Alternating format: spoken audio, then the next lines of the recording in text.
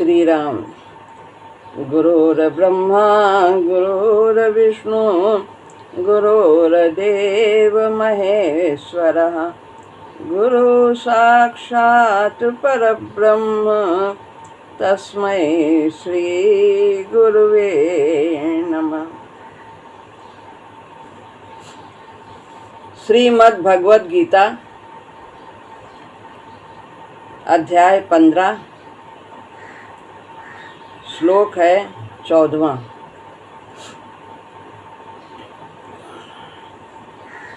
अहं वैश्वानरो भूत्वा प्राणिनां देहमाश्रितः प्राणापानसमायुक्तः पचाम्यन्नं चतुर्विधम्।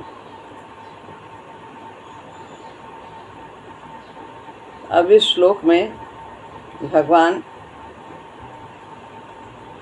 समष्ट शक्ति का प्रभाव बताते हुए, सब में अपना प्रभाव बताते हुए, अब यहाँ व्यष्टि शक्ति किस प्रकार से क्रिया कर रही है उसमें अपना प्रभाव बता रहे हैं। समष्ट शक्ति में जैसे कि सूर्य, चांद, अग्नि, पृथ्वी, इन सब शक्तियों में अपना प्रभाव बताया कि इन सब में जो शक्ति है, तेज है, धारण शक्ति है, वो सब मेरी ही है। अब यहाँ व्यष्टि शक्ति में अपना प्रभाव बताते। अहम माने मैं, वैश्वानरो यानी वैश्वानरा, वैश्वानर अग्नि है, जठराग्नि जिसको कहते हैं। भूत्वा हो करके, प्राणी नाम प्राणियों के, देहम शरीर में, आश्रिता रहने वाला हूँ। प्राणापान समायुक्त यानी प्राण अपान से युक्त। पचाम यन्नम, पचामी यानी माँ आधा और या पचामी हो गया, फिर अन्नम आ निकाल लिया। पचाता हूँ, पचामी, अन्नम अन्न को, चतुर्विधम चार प्रकार के। तो अर्थ है प्राणियों के शरीर में रहने वाला मैं,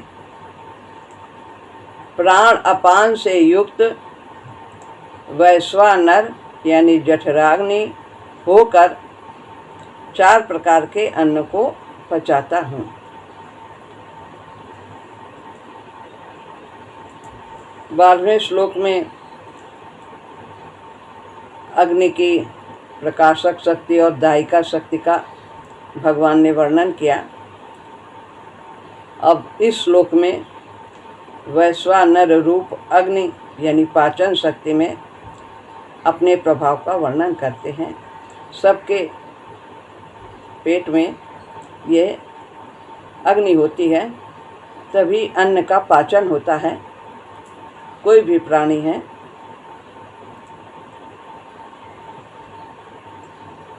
अग्नि के दोनों ही कार्य, प्रकाश करना और पचाना, ये भगवान की शक्ति से ही होता है। प्राणियों के शरीर को पुष्ट करने तथा उनके प्राणों की रक्षा करने के लिए भगवान ही जठराग्नि के रूप में उन प्राणियों के शरीर में रहते हैं।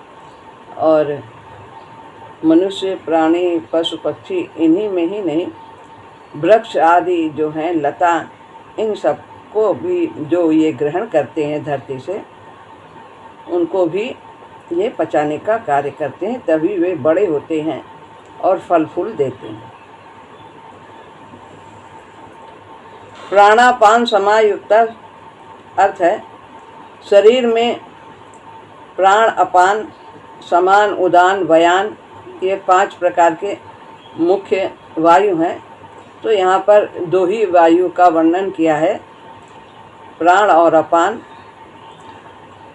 इनके द्वारा शरीर की अग्नि प्रदीप्त होती है, इसलिए इन दो वायु का वर्णन किया है। मुख्य 5 हैं और फिर उनके उपलक्षण 5 और हैं, तो कुल 10 वायु हैं, लेकिन मुख्य रूप से प्राण और अपान है, तो जो कि शरीर में विशेष रूप से कार्य करते हैं पाचन क्रिया का।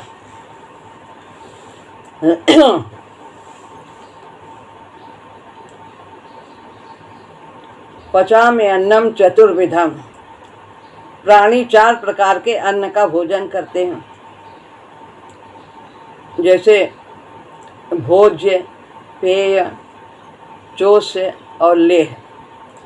भोज्य जो दांतों से चबाया जाता है, रोटी आदि। पेय जो अन्न निगला जाता है, जैसे खिचड़ी, हलवा, दूध आदि। चोष्य जो चूस कर खाया जाता है, गन्ना, आम आदि। लेह जो चाट कर खाया जाता है, चटनी आदि, शहद। तो इस प्रकार भगवान व्यष्टि में क्रिया करते हैं। पाचन क्रिया बहुत ही महत्वपूर्ण है, इसी से व्यक्ति का जीवन आगे बढ़ता है, पुष्ट होता है। अब है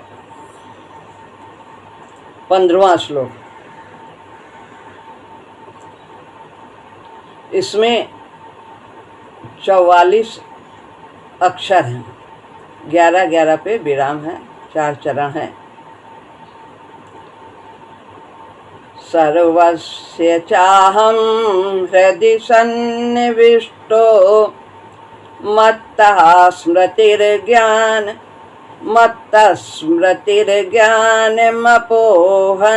च वेदैश्च सर्वैरहमेव वेद्यो वेदान्तकृत वेदविदेव चाहम्।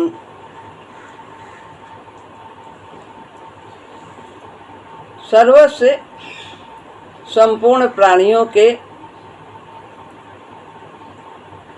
चा माने और, अहम मैं, हृदय में, सन्निविष्टः स्थित हूँ, मत्तः मुझसे ही, स्मृति ज्ञानम अपोहनम यानी संशय आदि दोषों का नाश होता है, च माने और। वेदैश्च यानी वेद है और च माने और। वेदों के द्वारा सर्वैरहमेव, सर्वै यानी संपूर्ण, रा विसर्ग बन गया, अहम माने मैं, एव माने ही, वेद्यो यानी जानने योग्य हूँ, वेदांत कृत, दा है तो ता हो गया, वेदांत कृत, वेद के तत्व का निर्णय करने वाला, वेदांत कृत माने वेद के तत्व का निर्णय करने वाला, वेदवित, वेदवित एव, वेदता हो गया, फिर वा में एक मात्रा, वेद वित, दा का ता बन गया, फिर एव हो गया। वेदवित यानी जानने वाला, एव माने भी, चा माने और, अहम माने मैं हूँ। मैं ही संपूर्ण प्राणियों के हृदय में स्थित हूँ तथा मुझसे ही स्मृति, ज्ञान और अपोहन यानी संशय आदि दोषों का नाश होता है। संपूर्ण वेदों के द्वारा मैं ही जानने योग्य हूँ। वेदों के तत्व का निर्णय करने वाला और वेदों को जानने वाला भी मैं ही हूँ।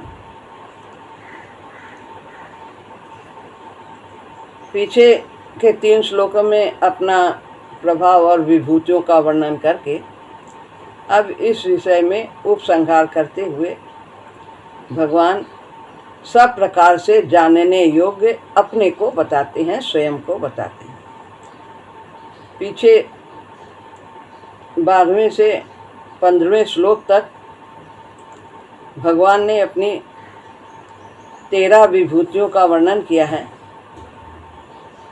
जैसे कि सूर्य में तेज मैं ही हूँ, और सूर्य में, चंद्रमा में, अग्नि में तेज मैं हूँ, और मैं ही पृथ्वी को धारण करता हूँ, मैं ही सबके हृदय में स्थित हूँ, और मैं ही स्मृति, ज्ञान, अपोहन सब मेरे द्वारा होता है, और मैं ही वेद में जानने योग्य हूँ, मैं ही वेदों का निर्माण करता हूँ, और मेरे ही द्वारा वेद का निर्माण हुआ है, उत्पत्ति हुई। इस तरह ये सब 13 विभूतियों का भगवान ने वर्णन किया है।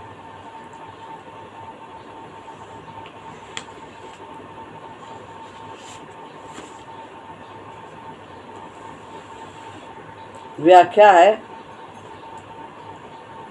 सर्वस्व चाहम हृदय सन्निविष्टो। भगवान कहते हैं, मैं स्वयं सभी प्राणियों के हृदय में विद्यमान हूँ। वैसे तो भगवान सभी जगह विद्यमान है, लेकिन हृदय में विशेष रूप से विद्यमान। हृदय शरीर का सबसे शुद्ध अंग है, तो और इसमें भाव होते हैं, इसलिए भगवान कहते हैं मैं सबके हृदय में विद्यमान हूँ। भाव की शुद्धि के समस्त पदार्थ, क्रिया आदि की शुद्धि हो जाती है, भाव से ही होती है। हमारा भाव सही है तो हमारे सभी पदार्थ शुद्ध हो जाते हैं, कार्य शुद्ध हो जाते हैं। जो भी हम कार्य करते हैं, यदि सात्विक भाव हैं तो सभी कार्य हमें प्रभु से मिलाने में सहयोग देते हैं।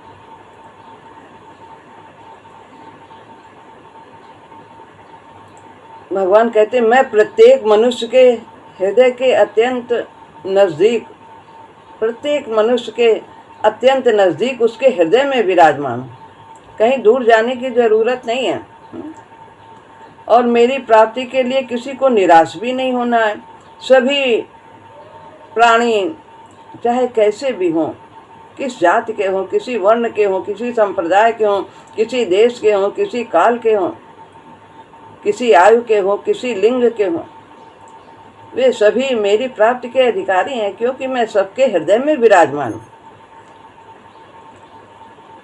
आवश्यकता केवल भगवत प्राप्ति की ऐसी तीव्र अभिलाषा, लगन और व्याकुलता की है कि जिसके बिना रहा न जाए कि प्रभु की प्राप्ति कब हो, कब हो। परमात्मा सर्वव्यापी हैं। जैसे गाय के संपूर्ण शरीर में दूध रहता है, लेकिन एक विशेष स्थान है जहाँ से हम दूध प्राप्त करते हैं, स्तन से ही प्राप्त होता है। इसी तरह जल संपूर्ण पृथ्वी में है, लेकिन हम उसे कुएं आदि से ही प्राप्त कर सकते हैं।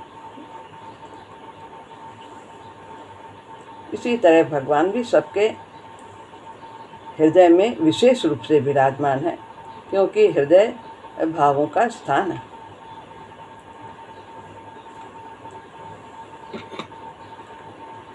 किसी विशेष स्थान, गुण, योग्यता, लक्षण आदि के बदले में परमात्मा की प्राप्ति होगी, यह हमारी अज्ञानता है कि हम कोई विशेष योग्यता प्राप्त कर लेंगे तो हम भगवान की प्राप्ति कर लेंगे।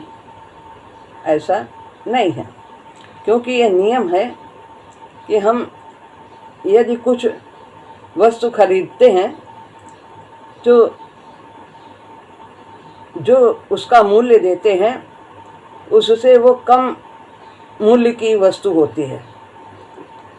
कुछ भी हम खरीदने जाते हैं किसी से तो फ़ायदा ले करके ही, मुनाफा के ले करके ही दुकानदार हमें देता है।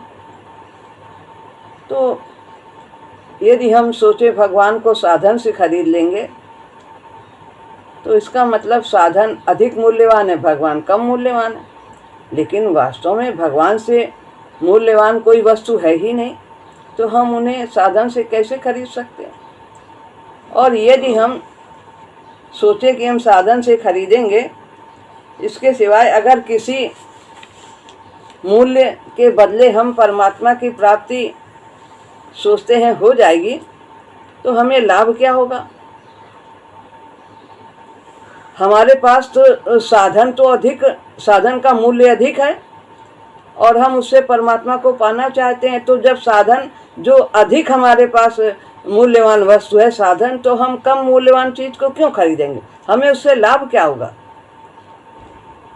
तो जब हम सोचते हैं साधन से हम परमात्मा को पा लेंगे, तो यानी परमात्मा कम मूल्यवान है, तो हम कम मूल्यवान की वस्तु क्यों खरीदेंगे, जबकि साधन हमारे पास उससे अधिक मूल्यवान है, अधिक मूल्य रखता है।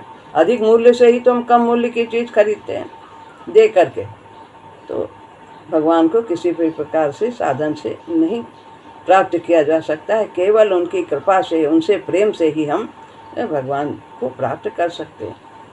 क्योंकि वो तो कहते हैं मैं तो सबके हृदय में विराजमान हूँ, बस केवल लगन की ही जरूरत है। 18वें अध्याय में कहा ईश्वर सर्वभूतानां हृदय से अर्जुन तिष्ठति भ्राम्यन् सर्वभूतानि यंत्रारूढ़ानि मायया। मैं सभी के हृदय में, हृदय सबके पास है। मत्ता स्मृतिर ज्ञान मपोहनम च। और कहते हैं, पहली बात बताए मैं सबके हृदय में विराजमान हूँ। इस श्लोक में 7 विभूति अपनी बताते हैं। पहली तो मैं सबके हृदय में विराजमान हूँ। अब दूसरी बात कि मेरे से ही स्मृति होती है। किसी बात की भूली हुई जानकारी का पुनः प्राप्त होना स्मृति कहलाती है। स्मृति और चिंतन दो में फर्क है। दोनों में नई बात का चिंतन होता है और पुरानी बात की स्मृति होती है। अतः नया क्या है, संसार नया है, ये सब उत्पत्ति होता है, लय होता है, तो इसका चिंतन होता है। और स्मृति परमात्मा की होती है जो सदा सदा से रहने वाला, क्योंकि संसार पहले नहीं था और परमात्मा तो पहले से ही है। तो स्मृति में कर्तापन का कम भाव रहता है और चिंतन में कर्तापन का भाव अधिक रहता है।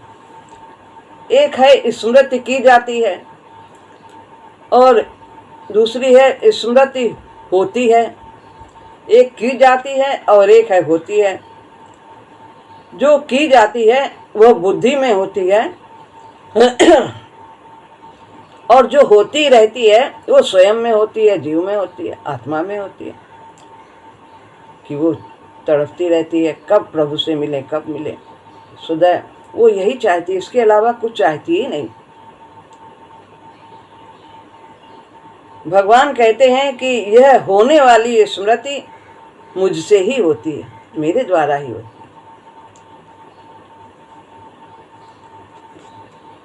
परमात्मा का अंश होते हुए भी जीव भूल से परमात्मा से विमुख हो गया है और संसार के सम्मुख हो गया है। इस भूल का नाश कैसे हो, इसके लिए मैं भगवान का ही हूँ, संसार का नहीं हूँ, ऐसा साक्षात अनुभव होना, हर समय बना रहना, यही स्मृति।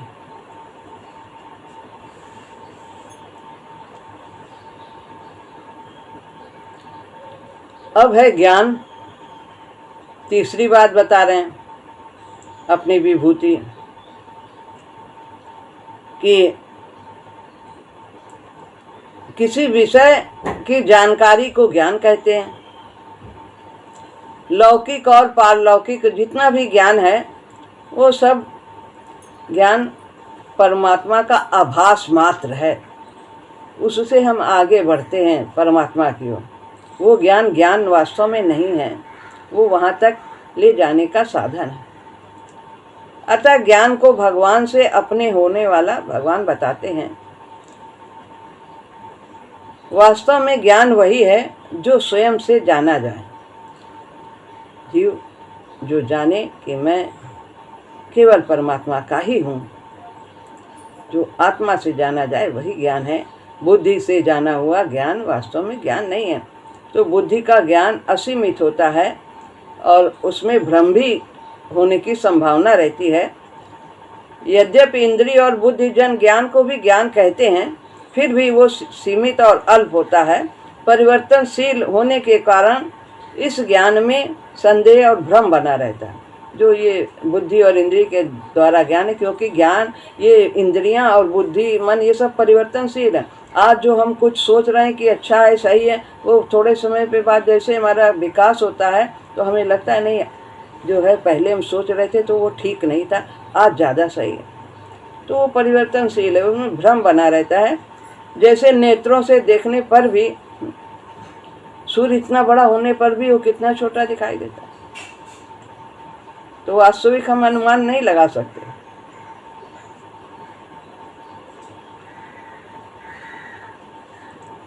तो अल्प ज्ञान ही अज्ञान कहलाता है।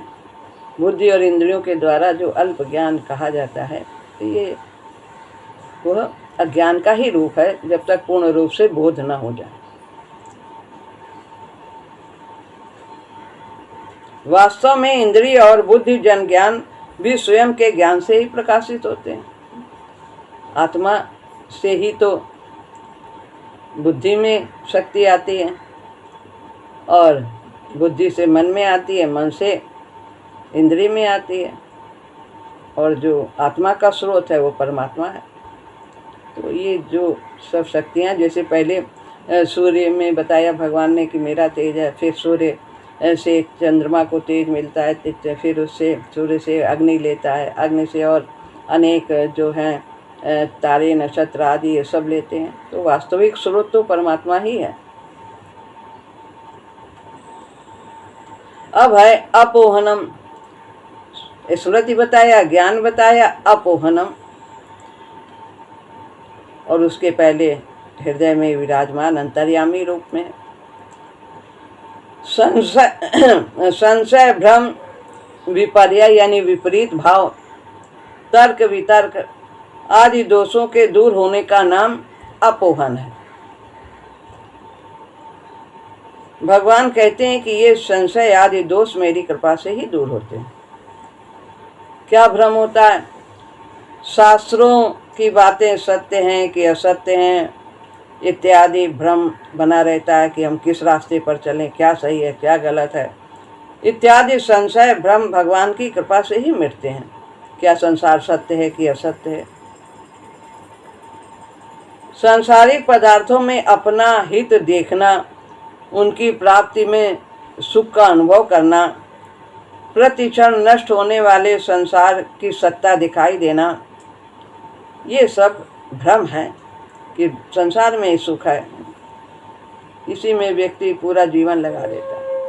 तो इन सब भ्रम का नाश करना, संशय का नाश करना, ये सब प्रभु की कृपा से ही होता है। ये सब इस प्रकार भगवान बताते हैं कि जीव अपने वास्तविक तत्व की ओर सन्मुख होने लगता है। गीता के उपदेश में भगवान से अर्जुन कहते हैं कि नष्टो मोहा स्मृति लब्ध्वा तत्प्रसादात् मया चित् स्थितोस्मि गति संदेह करिष्ये वचनम। तब मेरा संदेह नष्ट हुआ है, मैंने अपनी स्थिति प्राप्त की है। वो सब कैसे? वो सब आपकी कृपा से, किसी साधन से नहीं, सब मैंने आपकी कृपा से प्राप्त किया। तो इस प्रकार जो भ्रम था, उनका मोह, ये सब मारे जाएंगे, मेरे हैं, सब प्रभु की कृपा से दूर हुआ। अब मैं आपकी आज्ञा का पालन करूंगा, जो आप कहते हैं मैं वही करूंगा, ऐसा कहते हैं।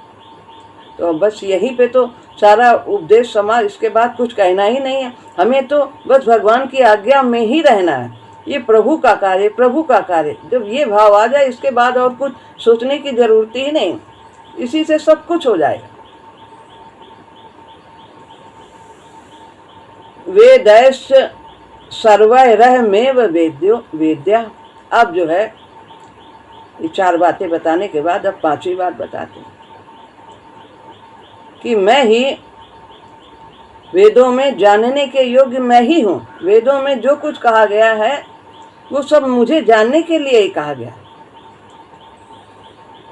संपूर्ण शास्त्रों का एकमात्र तात्पर्य परमात्मा का वास्तविक ज्ञान कराने का अथवा उनकी प्राप्ति कराने में ही है। तो वेदों में जो कुछ भी वर्णन है वो सब मुझे जानने के लिए ही है, मेरी प्राप्ति कराने के लिए ही है।